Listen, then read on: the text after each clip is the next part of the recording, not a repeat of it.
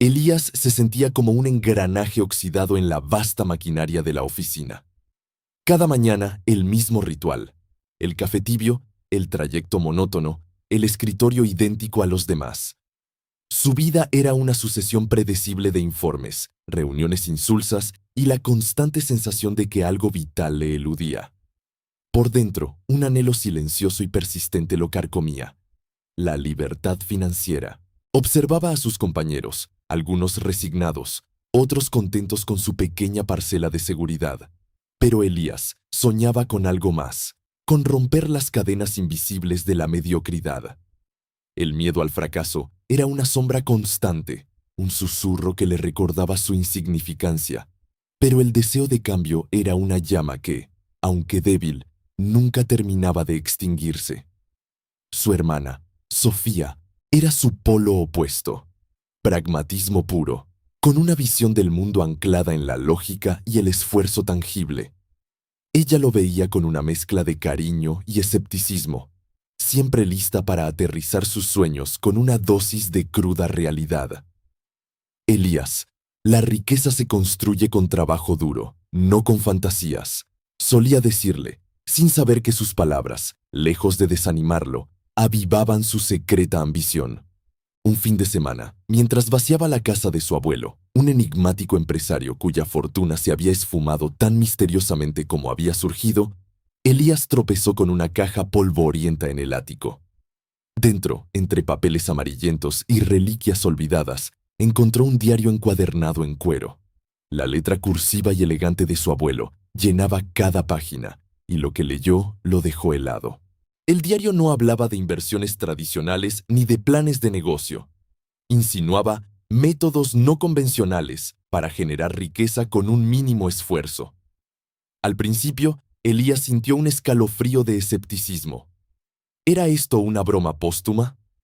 Pero la curiosidad, esa vieja aliada de los soñadores, lo empujó a seguir leyendo.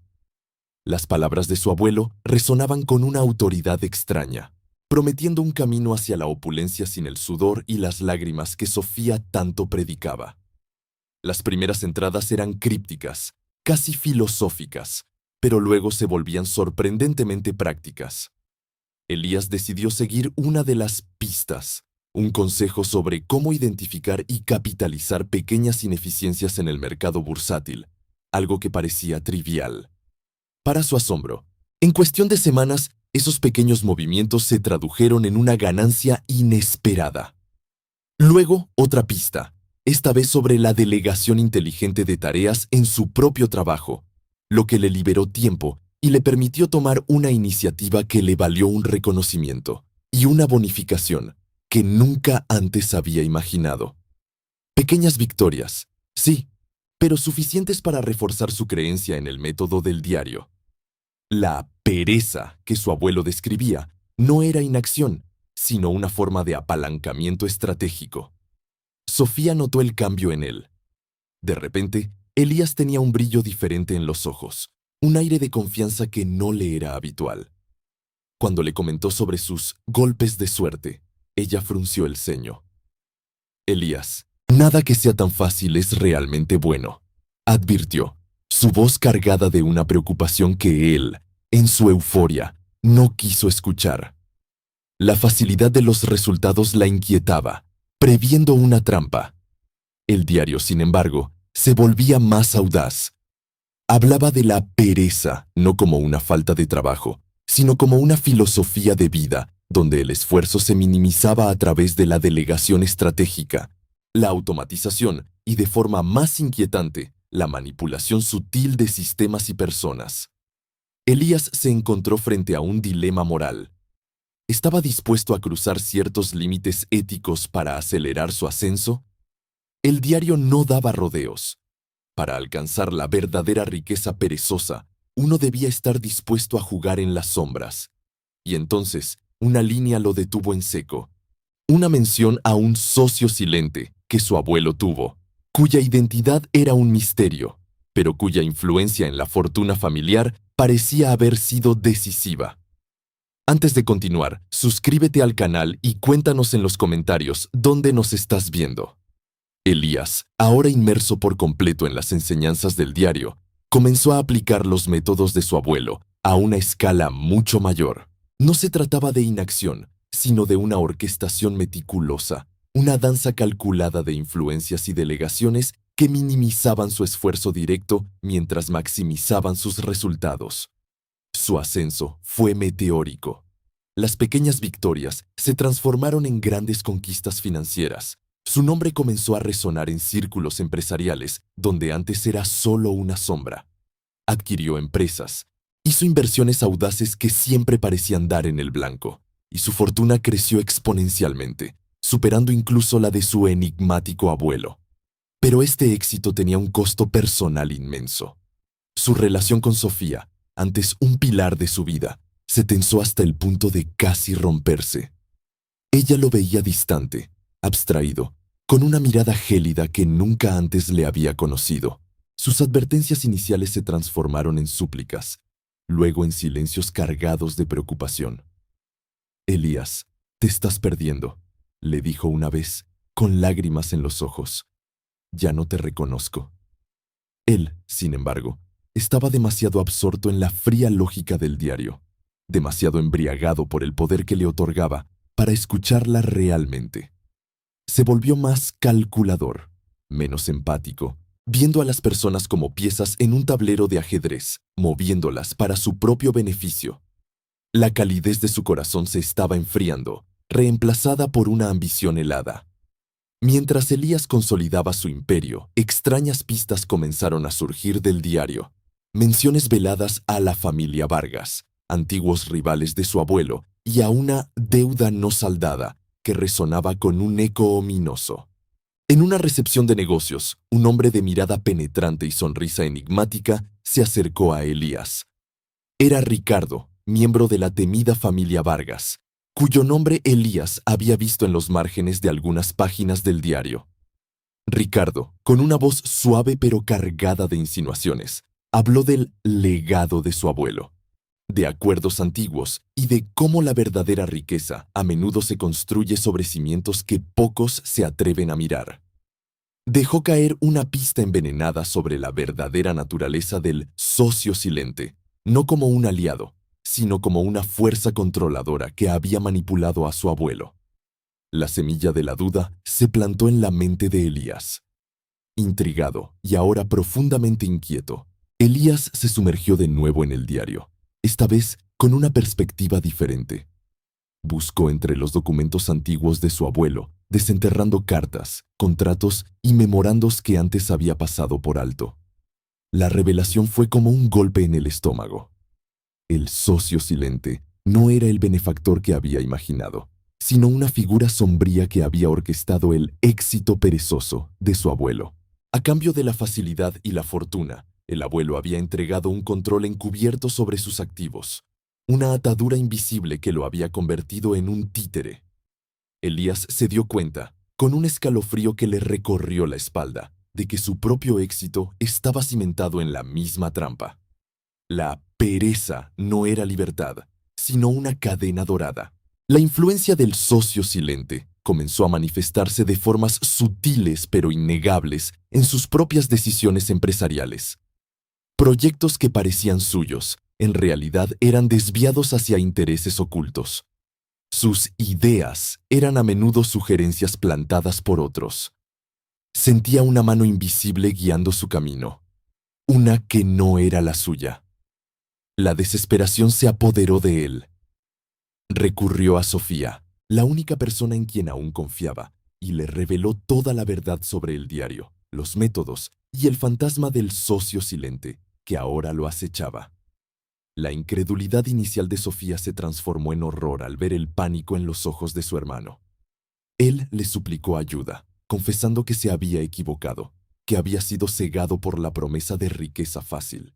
Justo cuando Elías sentía que no podía haber más revelaciones, el socio silente finalmente se reveló, no como un extraño o una entidad abstracta, sino como alguien muy cercano, alguien en quien Elías había confiado plenamente, una figura omnipresente en su vida empresarial. Leonardo, su mentor en la empresa. La revelación de que Leonardo, su mentor, era el manipulador detrás de la cortina, fue un golpe devastador para Elías. El hombre que lo había guiado, que había elogiado sus primeros éxitos y le había ofrecido consejos aparentemente sabios, era en realidad el titiritero que movía los hilos de su vida.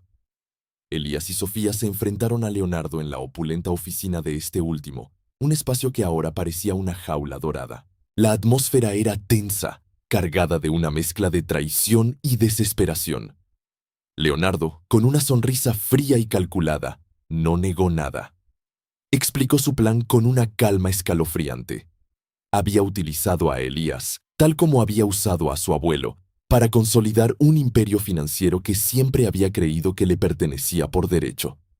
Con un brillo sádico en los ojos, Leonardo confesó que había sido un aprendiz del abuelo de Elías, un joven brillante y ambicioso que fue traicionado y despojado de sus ideas y su parte justa de la fortuna familiar. El diario del abuelo, lejos de ser un manual de éxito perezoso, era la crónica de su propia manipulación, un mapa que Leonardo había dejado deliberadamente para que Elías lo encontrara, sabiendo que el joven, hambriento de éxito, seguiría el mismo camino. Era una venganza meticulosamente planeada, una forma de reclamar lo que consideraba suyo a través de la descendencia del hombre que lo había herido. Quería el control total, no solo de la fortuna, sino de la narrativa familiar. Elías, con Sofía a su lado, sintió una oleada de ira y una determinación férrea. Ya no se trataba de riqueza fácil, sino de justicia, de proteger el legado de su abuelo de una distorsión malévola y, sobre todo, de salvaguardar su propia libertad y la de su hermana. Con la mente clara por primera vez en mucho tiempo, Elías comprendió que las mismas herramientas de la pereza estratégica que Leonardo había usado en su contra podían ser revertidas. No para acumular más fortuna, sino para desmantelar la red de engaño. Juntos, Elías y Sofía trazaron una estrategia. Utilizaron los contactos que Elías había forjado, las empresas que había adquirido bajo la guía de Leonardo, y la influencia que había acumulado, pero esta vez con un propósito diferente. Sofía, con su pragmatismo y su ojo para el detalle, se convirtió en la estratega clave, revisando cada contrato, cada inversión, buscando las debilidades y las cláusulas ocultas que Leonardo había usado para su propio beneficio. Era una carrera contra el tiempo, una guerra silenciosa en el tablero financiero. En un momento crucial, Sofía puso en riesgo su propia reputación y sus ahorros para exponer una de las mayores manipulaciones de Leonardo, una que involucraba un fondo de inversión offshore. Fue un movimiento audaz que requirió una gran valentía y un profundo sacrificio personal. Elías, al ver la lealtad inquebrantable de su hermana, sintió una punzada de arrepentimiento por su anterior ceguera.